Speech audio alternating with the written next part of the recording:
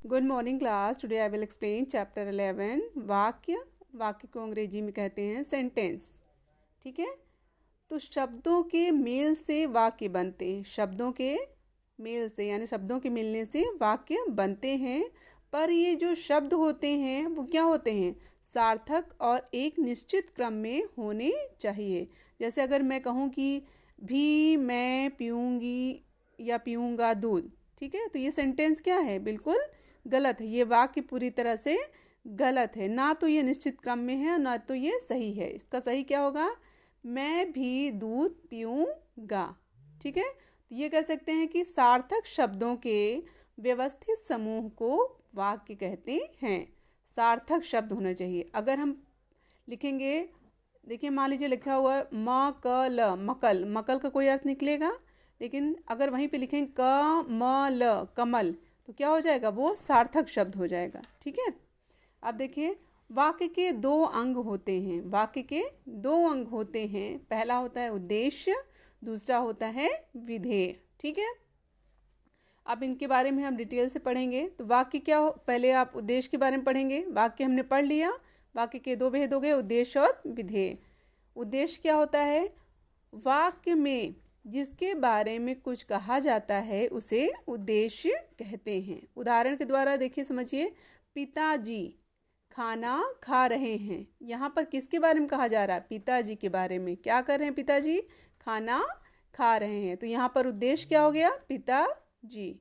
ठीक है, ठीक है, तो उद्देश्य हो गए क्योंकि वहाँ कर्ता है। कौन है? पिताजी यहाँ पर क्या है? कर्ता है। ठीक है, और उनके संबंध में जो बातें कही जाए, उन्हीं के संबंध में बातें कही जा रही हैं। ठीक, अब विधेय क्या होता है?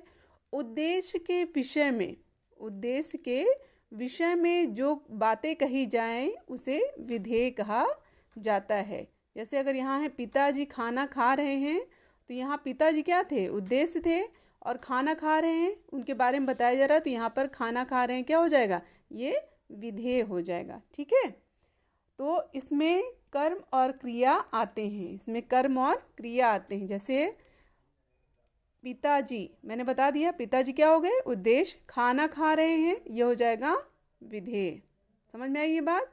चलिए ठीक है। अब देखिए कुछ वाक्य हैं जिसको हम शुद्ध करना सीखेंगे। देखिए, मैं मेरा काम कर लूँगा। मैं मेरा काम कर लूँगा, ये क्या हो गया? अशुद्ध हो गया। इसका शुद्ध वाक्य क्या होगा? मैं अपना काम कर लूँगा। ठीक है, हम उद्देश्य विधेय को समझ चुके हैं। अब हम वाक्यों को शुद्ध करना भी जान सकते हैं कि ऐसे वाक्य शुद्ध हो सकता है। जैसे हम खाना खा लिए हैं, तो क्या होगा? हम नहीं होगा, यहाँ पर क्या होगा? हमने खाना खा लिया है। तो इस तरह से छोटे छोटे सेंटेंसेस हैं जिसको अगर कहेंगे बालक को काट कर सेब खिलाओ, अब क्या है कि लड़के को काटोगे तब सेब खिलाओगे, तो ये सेंटेंस क्या हो जाएगा? गलत हो जाएगा। क्या होगा? सेब काट कर बालक को खिलाओ। तो ये सेंटेंस यहाँ पर शुद्ध हो जाएगा। देखिए कुछ हम और भी जान सकते हैं कि हम अपनी बात वाक्यों के माध्यम से ही कहते हैं, जो कि सही है। वाक्य में कर्ता और क्रिया अवश्य होते हैं। वाक्य के दो अंग होते हैं, उद्देश्य और विधेय। ठीक है, और वाक्यों को हमेशा शुद्ध रूप में लिखा जाता है और शुद्ध रूप में बोला जाता है। Is the clear? समझ में आई बात? चलिए ठीक है। Have a nice day.